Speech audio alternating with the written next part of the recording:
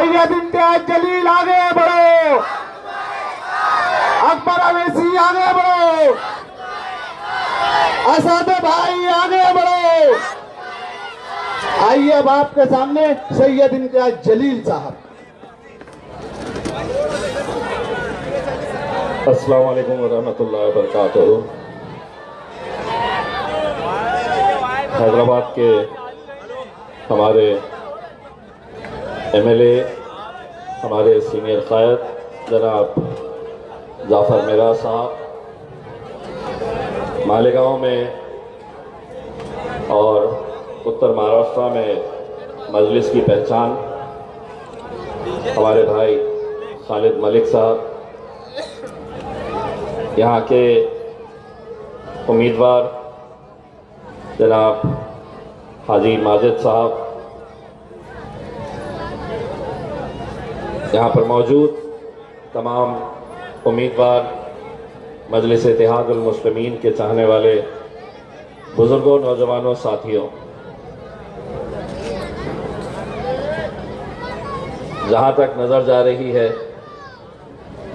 अल्हम्दुलिल्लाह मजलिस इत्तेहादुल मुस्लिमीन से मोहब्बत करने वाले लोगों का सरों का समंदर हम देख रहे हैं। मालेगांव ने हमेशा से ही हमारे क़ायद बैरिस्टर असदुद्दीन अवैसी साहब के ऊपर यकीन जताया है। आपकी मोहब्बतों का नतीजा है कि जिसकी वजह से महाराष्ट्र में हमारे एमएलए जनाब मुफ्ती इस्माइल साहब को आप लोगों ने अपनी दुआओं से नवाजा। महानगर पालिका का इलेक्शन आया है। अभी हम धुलिया में एक जलसा लेकर आ रहे, कल मुंब्रा में एक जलसा लेकर आए। आप बैरिस्टर असदुद्दीन अवैसी साहब के जलसे देख रहे होंगे कि गोवंडी के अंदर क्या हाल था। कल अमरावती और अकोला में बहुत ही कामयाब जलसे हुए। नौजवानों की इस हद तक दीवानगी थी कि अकोला में जो नौजवान असद साहब के करीब आना चाह रहे थे, वहाँ पर पुलिस को लाठी चार्ज करना पड़ा। इतनी दीवानगी असद भाई के लिए हम देख रहे हैं। यकीनन 15 तारीख के दिन आप लोग भी हमें अपनी दुआओं से नवाजेंगे और मजलिस इत्तेहादुल मुस्लिमीन को कामयाब करेंगे। ये पूरा यकीन और पूरा भरोसा लेकर हम आपके बीच में आए हैं। हमें मालूम है कि महानगर पालिका का इलेक्शन भी उतना ही मायने रखता है जितना एक एमएलए और एमपी का इलेक्शन। एमएलए शहर के बारे में फैसले लेता है, सोचता है। एक कॉरपोरेटर अपने इलाके की तरक्की, अपने इलाके के अंदर क्या होना चाहिए, क्या नहीं होना चाहिए, हमारी आम जिंदगी, हर रोज़ की जो ज़िंदगी है, उसका सीधा वाबस्ता अगर किसी से होता है तो इस इलाके के कॉरपोरेटर से, अपने अपने इलाकों के कॉरपोरेटर से होता है। हमें खुशी है कि हाजी माजिद साहब ने आपके इलाके के अंदर 2017 से लगातार वो आप लोगों की खिदमत करते रहे हैं। बहुत सारे तरक्याती काम उन्होंने किए हैं और शायद उसी का नतीजा है कि लोग आज हमें सुनने या हमें देखने के लिए नहीं आए हैं, बल्कि इस बात का एतराफ़ करने के लिए आए हैं कि हाजी माजिद साहब ने जो काम किया है, हम उसको मानते हैं, उसको कबूल करते हैं और यकीनन आप और उम्मीद कर सकते हैं कि आने वाले वक्त के अंदर जितने भी बचे हुए काम हैं इंशाअल्लाह वो पूरा करेंगे। आप लोग अच्छी तरह से जानते हैं कि महाराष्ट्र के इस इलेक्शन में जो अलग अलग गठबंधन बनाए गए हैं, आप अगर पूरों के ऊपर गौर करेंगे तो आपको खुद इस बात का एहसास होगा कि सियासत की ये कुर्सियां हासिल करने के लिए लोग कैसे कैसे समझौते कर लेते हैं। दो राष्ट्रवादी पूना में एक साथ मिलकर आ जाती है और कहती है कि हम दोनों एक दूसरे के गले में हाथ डालकर यहाँ पर अपन दोस्त बनकर रहेंगे, लेकिन मुंबई में अपन दुश्मन हो जाएंगे। भाजपा शिवसेना के साथ किसी एक शहर के अंदर गठबंधन कर रही है, दूसरे शहर के अंदर कहते हैं कि नहीं हमारी दोस्ती यहां पर नहीं रहेगी। सेना के दोनों भी पार्टियां कहीं एक जगह के ऊपर एक साथ मिलकर आए हैं, कहीं दूसरी जगह के ऊपर वो कह रहे हैं कि नहीं हम दूसरे शहर के अंदर एक दूसरे को गाली देंगे। एक मजलिस इत्तेहादुल मुस्लिमीन है जो अपने बलबूते के ऊपर अल्हम्दुलिल्लाह मैदान के अंदर उतरी है, क्योंकि हमें मालूम है कि हमारे पास अल्हम्दुलिल्लाह ये नौजवानों का जोश, हमारे बुजुर्गों की दुआएं, हमारे माँ और बहनों की दुआएं साथ लेकर हम ये लड़ाई अकेले लड़ने के लिए निकले हैं। मैं यकीन मानिए आज जो महाराष्ट्र के अंदर माहौल देख रहा हूं, कभी किसी ने तसव्वुर नहीं किया था, कभी किसी ने सोचा नहीं था कि हैदराबाद की एक जमात जिसका एकलौता एक मेंबर ऑफ पार्लियामेंट मेरे कायद बैरिस्टर असदुद्दीन अवैसी साहब, जिनके बारे में लोग मजाक उड़ाते थे और कहते थे कि एकलौता एक मेंबर ऑफ पार्लियामेंट है और जिंदगी भर एक ही एमपी इनका रहेगा, हैदराबाद के बाहर ये जमात जाएगी नहीं।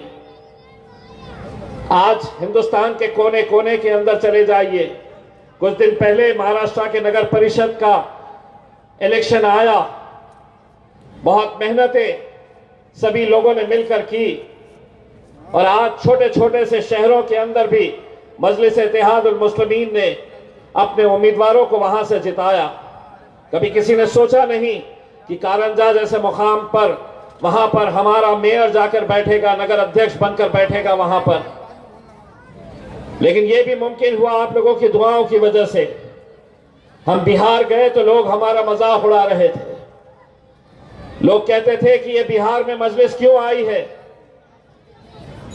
यह सवाल उठाया जाता था कांग्रेस की तरफ से, समाजवादी पार्टी की तरफ से, कि हैदराबाद से member of parliament Asaduddin Owaisi Bihar के अंदर क्यों आए हैं, उन्हें यहां पर कौन वोट देने वाला है।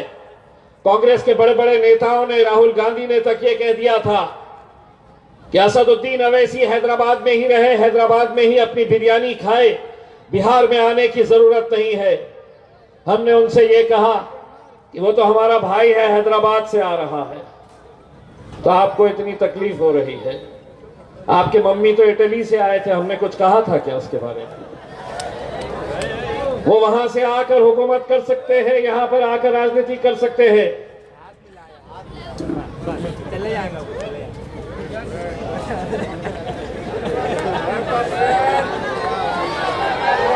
देखिए, मैं ऐसे नौजवानों की बहुत कदर करता हूं। यही वो नौजवान है जिन्होंने मजलिस को आज इस मुकाम तक पहुंचाया है। हम सलाम करते हैं ऐसे नौजवानों का जो दीवानगी और शिद्दत से, अपने कायदों से, अपने पार्टी से मोहब्बत करते हैं। तो मेरे भाई, उस वक्त हमने उनसे ये कहा था कि हम नहीं चाहते हैं कि भारतीय जनता पार्टी वहां पर जीते, लेकिन हमारे कोई सुनने के लिए तैयार नहीं था। अकड़ इतनी थी, घमंड इतना था कि कहते थे कि नहीं, मजलिस को यहां पर कोई साथ ही नहीं देगा। अल्हम्दुलिल्लाह बिहार की आवाम ने ऐसा साथ दिया कि वहां पर 5 मेंबर ऑफ लेजिस्लेटिव असेंबली, 5 आमदार बिहार के अंदर बिहार की आवाम ने मजलिस को चुन कर दिया। जो कांग्रेस पार्टी हमारे ऊपर उंगलियां उठाती थी, घमंड में इतनी थी, समझ नहीं आ रहा था कि इतनी अकड़ किस बात की है। हमें 5 मिले, उन्हें कितने मिले? तो उन्हें 6, महज 6 सीटें उन्हें, और मजलिस इत्तेहादुल मुस्लिमीन 5 सीटें। अगर हमारी कुछ सीटें महज 300-400 वोट से अगर हम नहीं हारते, हमारा भाई वहां पर आदिल हसन अगर नहीं हारता, तो 6 सीटें कांग्रेस की भी होती और 6 सीटें मजलिस इत्तेहादुल मुस्लिमीन की भी होती। लेकिन हम शुक्रिया अदा करते हैं बिहार की आवाम का, जिन्होंने हमें 5 एमएलए वहां पर जिताकर दिए हैं। आज महाराष्ट्र के अंदर तमाम साजिशें ऐसी हो रही है कि जहां जहां पर भी मजलिस खड़ी हुई है, वहां पर पूरी ताकतें एक साथ मिलकर आ रही है। पूरी ताकतें जुट गई है कि मजलिस को कैसे हराया जाए, मजलिस को कैसे कमजोर किया जाए। लेकिन आज अल्हम्दुलिल्लाह इस मुकाम के ऊपर हम पहुंच चुके हैं कि जहां पर आवाम ने तय कर लिया है, मुश्किल ही सही, लेकिन अब ये फैसला कर लिया है आवाम ने, न झुकेंगे न डरेंगे, अगर जुड़ेंगे तो उड़ेंगे। हम आपसे जुड़ने की अपील करने के लिए आए हैं। हम आप लोगों से जुड़ने की इल्तिजा करने के लिए आए हैं, और इसलिए भी ये इलेक्शन महज कुछ कॉरपोरेटर्स जीत कर आ जाएंगे इसके लिए नहीं। आज हमारी अपनी क़यादत हम हर उस जगह पे करना चाहते हैं जहां पर इतनी बड़ी तादाद, इतनी बड़ी आवाम हमारी मौजूद है।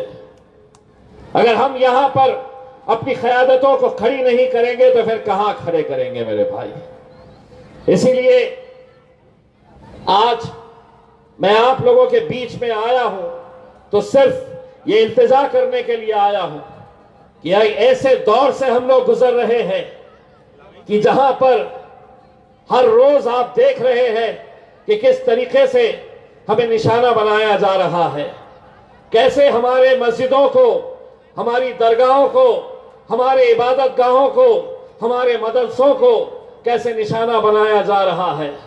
अल्लाह से दुआ करिएगा मेरे भाइयों, गिड़गिड़ा के अल्लाह से दुआ करिएगा कि ये हुकूमत की नजर अक्कल कुआं के मदरसे के ऊपर है मेरे भाई। बहुत कोशिशें हो रही है उनकी तरफ से, बहुत साजिशें हो रही है कि ये मदरसा जिसने हजारों नहीं लाखों की तादाद के अंदर उलमाओं को यहां से भेजा है, पूरे हिंदुस्तान में नहीं पूरी दुनिया के अंदर, आज पूरी हुकूमत उसके ऊपर नजर लगाए हुए है।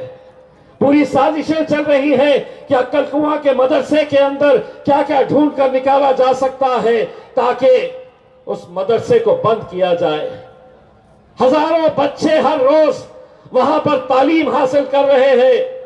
फीस वहां पर लगा दी गई है, ईडी लगा दी गई है, सीबीआई इंक्वायरी कर रही है, इनकम टैक्स के अधिकारी कभी आ जाते हैं, पुलिस वाले कभी आ जाते हैं। मकसद यही है कि एक इतना बड़ा इदारा जो हमारे लिए क्या मायने रखता है उन्हें अंदाजा नहीं है, लेकिन उस मदरसे के ऊपर इन जालिमों की नजर है मेरे भाई।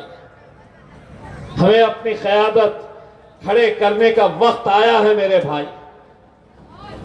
संजीदगी से सोचिए इस बात को कि हमें कैसे कैसे मरहलों से गुजरना पड़ रहा है।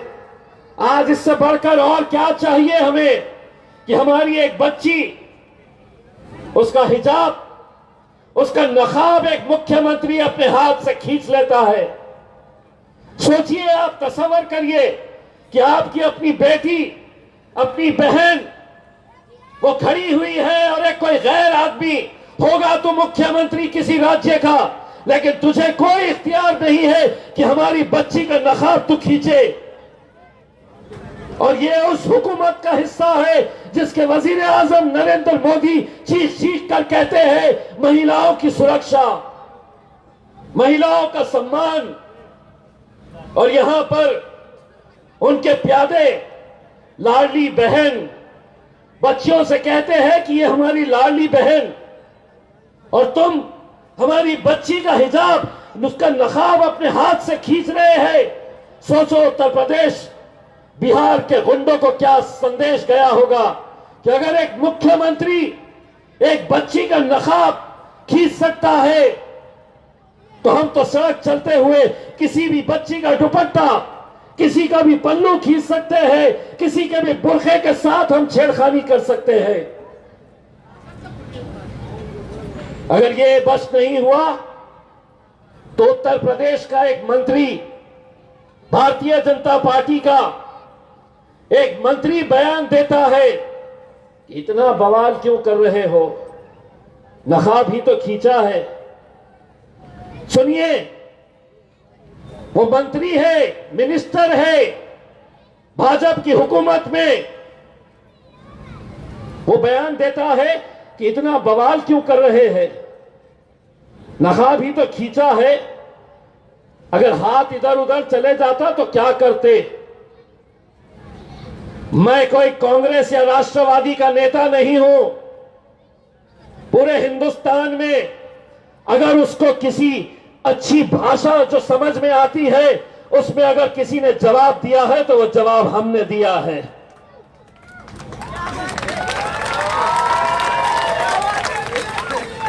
कहता है अगर हाथ इधर उधर चले जाए, उसकी पोती की उम्र की वो बच्ची,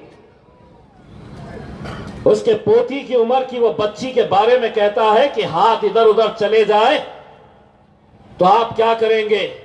तो उसको जवाब मैंने ये दिया कि बच्ची अगर मुसलमान है तो सिर्फ हम मुसलमान बच्ची है बोलकर नहीं, अगर वो बच्ची हिंदू भाइयों की होती, अगर वो बच्ची दलित समाज की होती, ओबीसी समाज की होती, तो हमारा जवाब वही रहता जो आज हमने इस मुस्लिम बच्ची के बारे में दिया कि अगर तू ये सोच रहा है कि तेरा हाथ इधर उधर चले जाता तो सुन अच्छी तरीके से, तेरा हाथ तोड़कर हम दूसरे हाथ में दे डालते।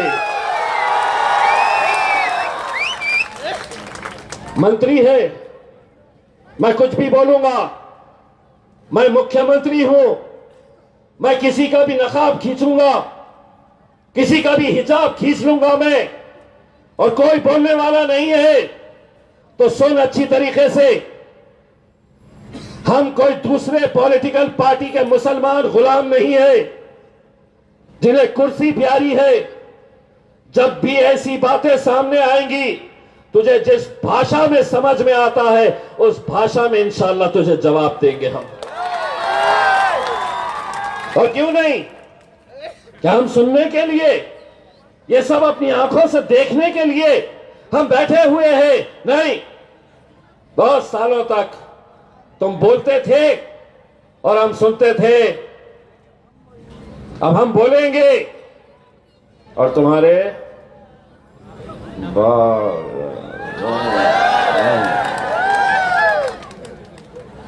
देखिए ये जो कैमरे वाले हैं ना, ये बैठे रहते हैं इंतजार में कि कुछ तो बोलेगा। फिर पुलिस वाले भी है, इंतजार में रहते हैं कि कब लेना इनको अंदर। तब हमने तरीका निकाल लिया है, आधा हम बोलते हैं, आधा पब्लिक बोलती है। लो, आधा हम बोल रहे, आधा ये बोलेंगे। मोदी जी, भाई और बहनों, उत्तर प्रदेश का हमारा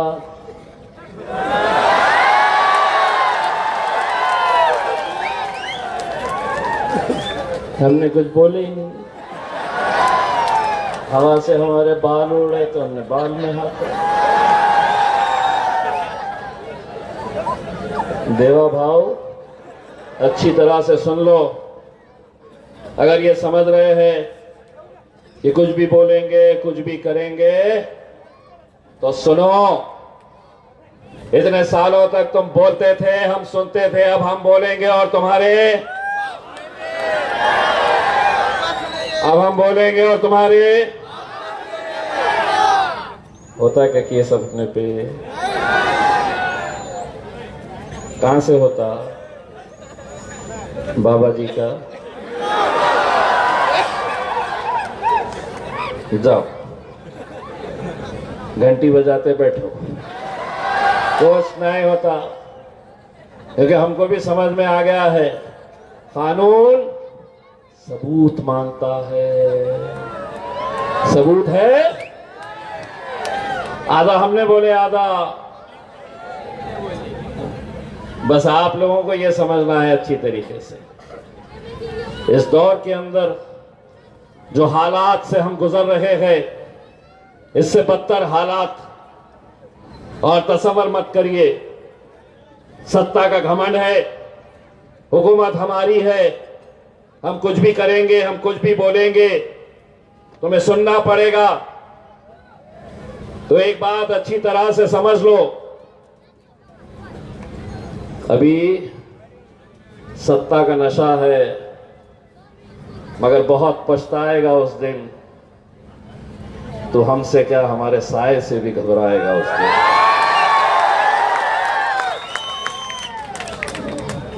प्रशासन मेरा, गवर्नमेंट मेरी, पुलिस मेरी, मैं कुछ भी करूंगा। तो सुन, अभी सत्ता का नशा है, मगर बहुत पछताएगा उस दिन, तो हमसे क्या हमारे साए से भी घबराएगा उस दिन।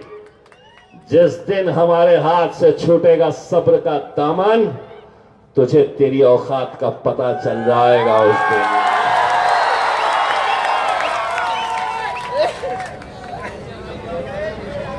पता चल जाएगा ना।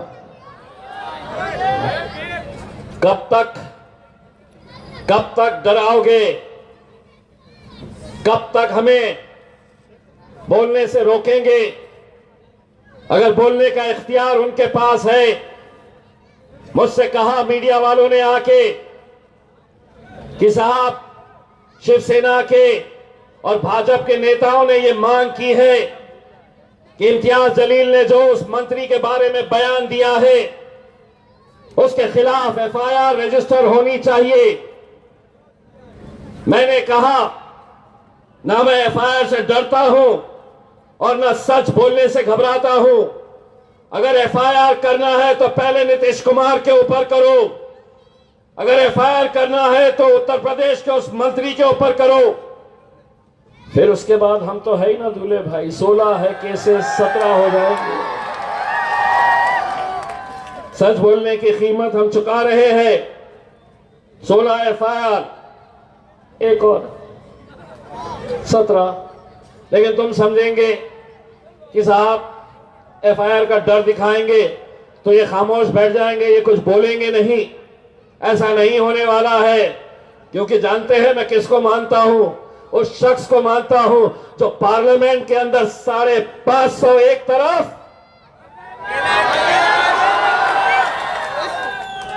पूरे के पूरे एक तरफ। इसीलिए कहते हैं ना, 100 सुनार की एक लोहार की। तादाद मायने नहीं रखती है।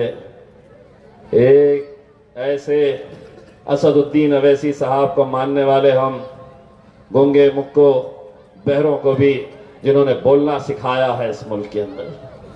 मेरे भाई, मैं आप लोगों से सिर्फ इतनी अपील करने के लिए आया हूं। आप लोग 15 तारीख के दिन निकलिए अपने घरों के बाहर। मजलिस इत्तेहादुल मुस्लिमीन के 62 उम्मीदवार यहां पर, हमारे खालिद भाई, 62 उम्मीदवार ऐसे नौजवान। एक मुझे बताया गया है एक और उम्मीदवार जो है वो हाफिज कुरान है। हाफिज कुरान है मेरे भाई। अगर इन्हें नहीं भेजेंगे तो तुम किसे भेजेंगे? किसे भेजेंगे? 2 नंबर का धंधा करने वाले, चरस गांजे का धंधा करने वाले, या सट्टा चलाते? पुलिस वाले साहब, उन्हें सट्टा चलाते हैं, उनकी जगह जेल में होनी चाहिए। उन्हें नेता बन के कॉरपोरेशन में जाना चाह रहे हैं। उठाओ उनको और डालो वहां पे, जिसकी जो जगह है वो वहां पे उनको भेजना चाहिए। ये भी सोचते होंगे कि इनके नेता कैसे कैसे तैयार हो रहे हैं। कोई सट्टा क्या, रेती भी चुराते? वाह, राशन भी चुरा लेते? वाह। कौन है, किस पार्टी से खड़े हुए?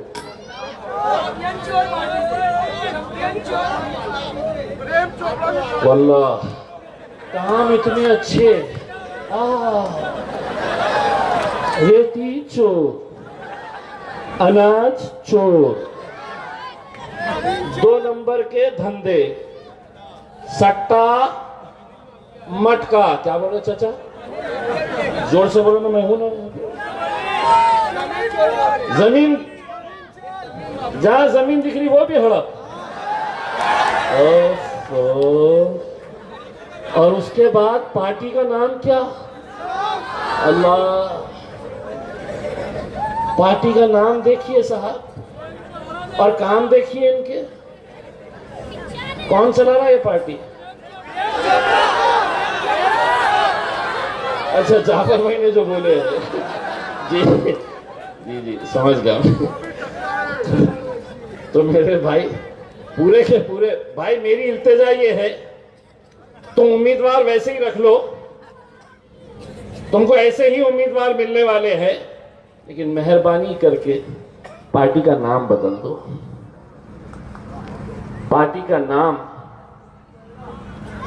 जो नाम हमारी शिनाख्त, हमारी पहचान है मेरे भाई, पूरी दुनिया इस्लाम को जिस नजरिए से देखती है, आप उस इस्लाम नाम का इस्तेमाल राजनीति के ये घटिया लोगों की वजह से खराब करेंगे। आपको कोई और नाम नहीं मिला था। सियासत सियासत की जगह पे, लेकिन क्या कहेंगे हम? ये लोग क्या कहेंगे? इस्लाम पार्टी को हमें हराना है, हमारा दीन, हमारा मजहब ये अलग, लेकिन तुम अपनी सियासी दुकान चलाने के लिए अगर ये काम कर रहे हैं तो मैं तुमसे सिर्फ इल्तिजा करूंगा, ये चोरों लुचक्कों को लेके जाइए साथ में, अपने कांधे पे बिठाइए, अपने सर पे बिठाइए, लेकिन इस नाम को बदनाम मत होने दीजिए।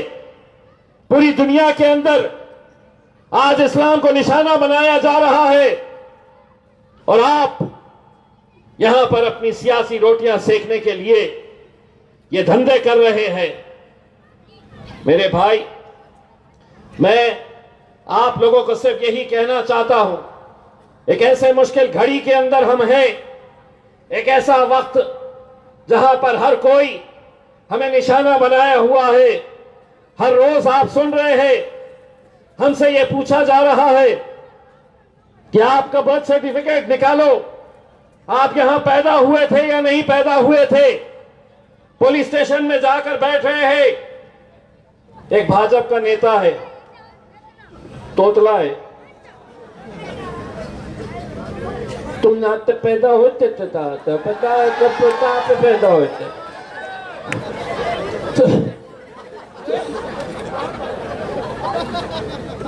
ये मालेकौन में बुत्तर लो तो बात आते क्या बोल रहा बे? सीधा बोल, मुंह में से सुपारी निकाल के बात कर।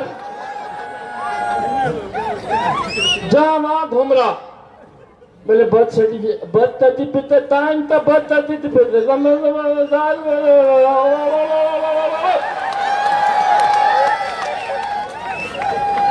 गटरा नहीं, बहुत दिनों से गटरा नहीं, अपने सामने आ गया तो ले लेंगे अपन साइड में उसको, आजा बोलेंगे भैया तेरे को तो मालेगांव की खाऊ गली में लेके टहला के आता करके। मैं खाऊ गली है ना, अच्छा चटोरी गली आया तो लेके जाओ उसको, खिलाओ उसको।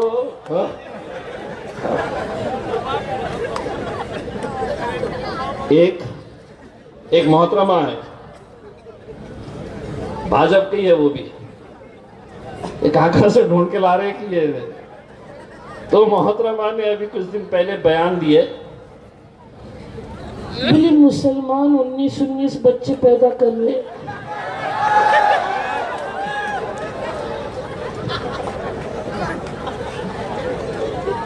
मैं मेरे तमाम हिंदू भाइयों और बहनों से बोलना चाहती हूँ कि तुम भी बच्चे पैदा करो। वो लोग 19 बच्चे पैदा कर रहे, पाकिस्तान बनाने का उनका चक्कर है। मेरे साथ थी वो लोकसभा में, देखती समझ में आ गया था ये खाली है करके,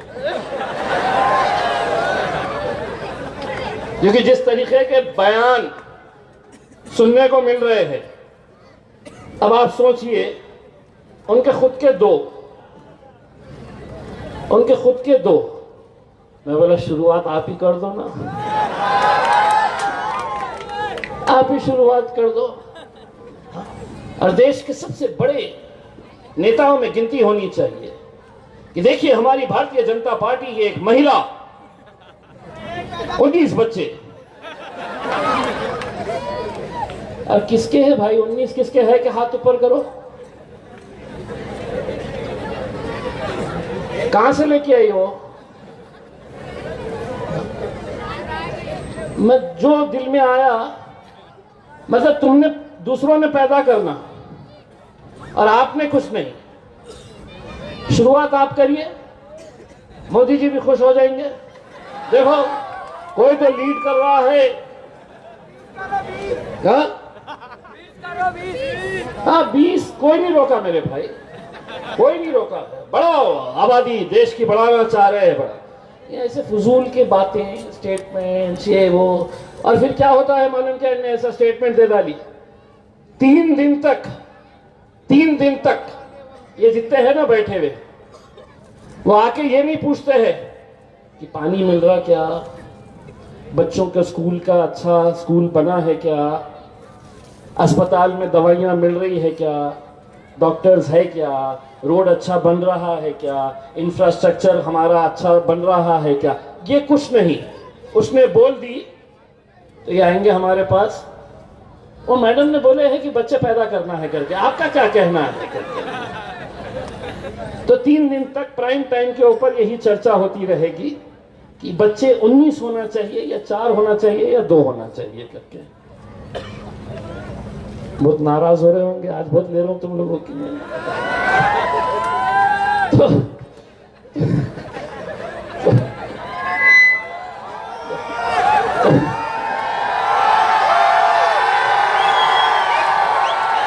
जाके एक आध मर्तबा पूरे के पूरे जाना और यहाँ पे पुलिस वालों से पूछना कि साहब आपको पता नहीं है क्या कि कुत्ता गोली कहाँ मिल रही है करके।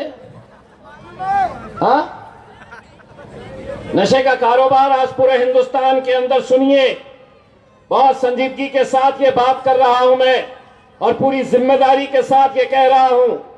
पूरे हिंदुस्तान के अंदर जहां जहां पर भी मुसलमानों की आबादी ज्यादा है, चाहे वो धुलिया हो, मालेगांव हो, औरंगाबाद, बीर हो, मुमरा हो, भिवंडी हो, सरकार की हुकूमत की देख रेख के अंदर पुलिस की जानबूझ को सब मालूम होने के बावजूद ये नशे का कारोबार चलाया जा रहा है।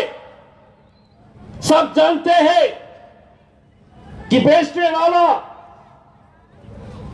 इस्तेमाल करने वाला, ये सभी हमारे लोग 2 पैसा कमाने के चक्कर में पूरी नौजवान नस्ल को कैसे बर्बाद किया जा रहा है और हम तमाशाई बनकर देख रहे हैं।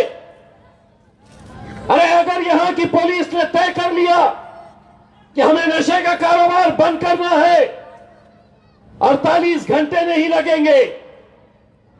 48 घंटों के अंदर यह पूरा कारोबार बंद किया जा सकता है। लेकिन हुकूमत चाहती है, भाजपा चाहती है, एकनाथ शिंदे चाहता है कि यह नस्ल पूरी की पूरी बर्बाद हो जाए, नशे के अंदर धुत हमारी ताकत खत्म हो जाए। इसीलिए यह सब साजिश खुलेआम चल रही है। वरना आज उठाओ किसी बच्चे को और पूछो उससे कि नशे का कारोबार यहां पर कौन कर रहा है, घर का पता बताएंगे कौन कर रहा, सबको पता, सबको मालूम, पुलिस वालों को नहीं पता उनको। मेरे भाई, अगर इन मुद्दों को अगर हमें लड़ना है, अगर आने वाली नस्ल को बर्बादी से बचाना है, तो ये ऐसे नुमाइंदों को भेजिए मेरे भाई, ये ऐसे नुमाइंदों को भेजिए जिनकी जिम्मेदारी रहेगी कि अपने इलाके के अंदर ये 2 नंबर के धंधे बंद कराए, वरना आज आपको इस जहर का असर क्या होने वाला है आप इसका अंदाजा नहीं लगा सकते हैं, नहीं लगा सकते हैं आप। लेकिन आने वाले वक्त के अंदर आप देखेंगे कि कैसे मुझे कोई फर्क नहीं पड़ता है, मेरे घर में थोड़ी आया है, वो दिन इंतजार करिए, वो दिन दूर नहीं है कि मोहल्ले में कोई और इसका इस्तेमाल कर रहा है, आपके घर में भी वो पहुंचने में देर नहीं लगेगी। अगर आज हम इस जहर से नहीं लड़े तो मेरे भाई आने वाला वक्त बहुत मुश्किलों का होने वाला है।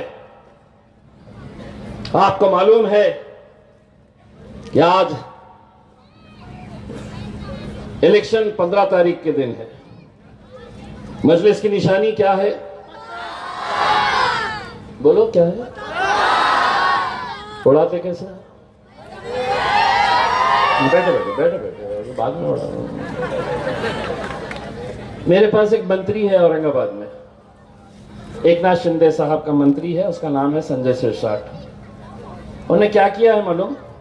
इलेक्शन कमीशन को एक शिकायत लिखा, और शिकायत क्या लिखा है कि 14 तारीख को हमारे हिंदू भाइयों का एक बहुत बड़ा त्योहार है, मकर संक्रांति का त्योहार है। 14 तारीख के दिन मकर संक्रांति का त्योहार है, और मकर संक्रांति के दिन हमारे हिंदू भाई क्या करते हैं, क्या उड़ाते हैं पता है? तो ये ज्ञानी आदमी एक पत्र लिखा और लिख के इलेक्शन कमीशन के पास गया और ये मांग की कि हमारा त्योहार है, हमको पतंग उड़ाना पड़ता 14 को, इलेक्शन आ रहा 15 को, तो हम उड़ाएंगे 14 को। 15 के दिन लोग देखेंगे इतने सारे पतंग उड़े हुए थे, तो वो जाके पतंग के ऊपर वोट लगाएंगे। तो उन्होंने मांग किया कि ये पतंग निशानी उनके पास से ले ली जाए, एमआईएम को पतंग की निशानी नहीं देना करके। उन्हें लेटर ले जाके दे दिया इलेक्शन कमीशन के पास। इलेक्शन कमिश्नर ने उसको नीचे से ऊपर तक देखा और सोचा ये ज्ञानी लोग कहां से आते हैं, ये ऐसे होशियार लोग कहां से आते हैं, ये कैसे देवा भाव ने और एकनाथ शिंदे ने ढूंढ ढूंढ के ऐसे हीरो को जमा किया है जो ये कह रहा है कि 14 तारीख के दिन पतंग उड़ेगी तो 15 तारीख के दिन लोग जाके, हमारे भी लोग जाके पतंग के ऊपर मोहर लगा देंगे। तो मीडिया वाले आ गए पूछने के लिए, बोले संजय सिरसाट ने बोला है कि पतंग नहीं उड़ाना चाहिए। तो मैं बोला अब क्या क्या रोकेगा मेरे राजा, तेरे हाथ में पंजा है कि नहीं? मेरे हाथ में भी है, तो क्या काट के फेंक डालता 10 दिन के लिए कि इलेक्शन आ रहा है? हाँ, ऐसा हो सकता है। किसी की निशानी घड़ी है तो घड़ी ही नहीं पहनेंगे, घड़ी की तरफ देखे तो बोले नहीं ये गद्दार है। एक पार्टी की निशानी क्या है मालूम? सूरज। उसका बस चलता तो जाके बोल देता कि नहीं साहब इलेक्शन तक नहीं निकलना चाहिए, बिल्कुल नहीं निकलना चाहिए। मंत्री है साहब, ये हंसने की बात नहीं है, ये मंत्री है। ये हमको मतलब वो इलेक्शन कमीशन के पास गया तो मैं सोचा सीधा भागते हुए जाके नरेंद्र मोदी के पास चल जाऊं।